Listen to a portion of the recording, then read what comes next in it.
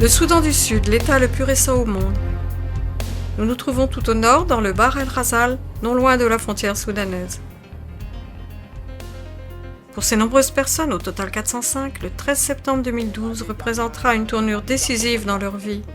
Ces Sud-Soudanais étaient tous asservis dans le Soudan nord islamique. Depuis 17 ans, l'Organisation pour la défense des droits de l'homme CSI libère ici des femmes, des enfants et des hommes, à l'aide d'intermédiaires arabes et africains. Plusieurs ont encore un regard sceptique. Ils se demandent où le destin les emportera cette fois. Mais un traducteur leur explique qu'ils sont libres. Ce n'est que peu à peu qu'ils se sentent en confiance.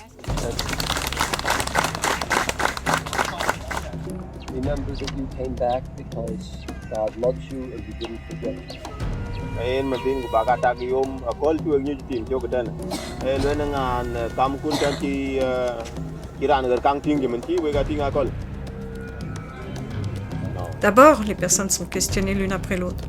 L'esclavagiste de cette jeune femme l'avait jetée dans le feu parce qu'il n'aimait pas le repas qu'elle lui avait préparé. Ses bras et mains sont comme fondus et figés dans des formes grotesques. Le bas de la jambe de Garon Agwatong a été détruit par une balle qui était initialement destinée à sa mère. On n'a pas posé de plâtre au garçon qui avait à l'époque 3 ans. Le médecin sud-soudanais, le docteur Lukadang, apporte immédiatement l'aide médicale nécessaire. Nous demandons, à qui a-t-on donné des noms dégradants au cours de la période d'esclavage? Les esclaves concernés lèvent les mains. Et qui a été souvent battu? Les esclaves concernés lèvent les mains. Cet homme raconte comment on a tranché la gorge de son épouse et de ses 2 enfants. Des personnes profondément traumatisées. La plupart des esclaves ont été forcés cruellement à se convertir à l'islam. Les bonnets islamiques blancs et le voile démontrent le succès de ces conversions. Ngo Hadal, par exemple, a inscrit musulman sur le formulaire d'enregistrement de CSI et récite le début du Coran. Bismillahirrahmanirrahim. Alhamdulillahi rabbil alamin. Avant son esclavage, Élisabeth, l'islamisée par force, était une chrétienne catholique. Elle se souvient encore d'un cantique d'église qu'elle n'avait pas eu le droit de chanter pendant de longues années.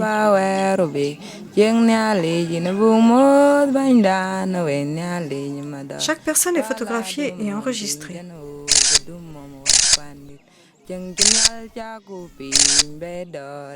Les esclaves affranchis se rendent au lieu et ils reçoivent une aide pour débuter leur nouvelle vie. Sinon, à quoi sert la liberté sans ressources pour vivre?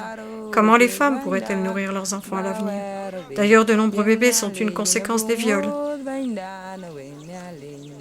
Un kit de survie CSI contient une moustiquaire, une bâche en plastique, une couverture, une marmite, un récipient d'eau, une faucille et d'autres ustensiles utiles.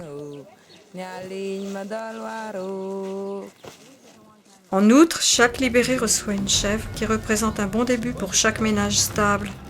Qui est le donateur? Avec son nom sur une feuille, le donateur apprend à connaître la personne qui a reçu sa chèvre.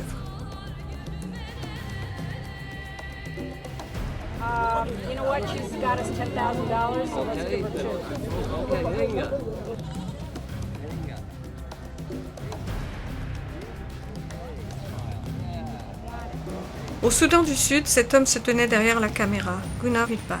Il s'est rendu plus de 100 fois dans la région, mais le sort indicible de ces personnes le bouleverse encore et toujours plus. Viele dieser Menschen sind, die meisten dieser Frauen, die wir getroffen haben, sind voller natürlicher Würde und Anmut, trotz der erlittenen Qualen. Und das beeindruckt uns immer wieder.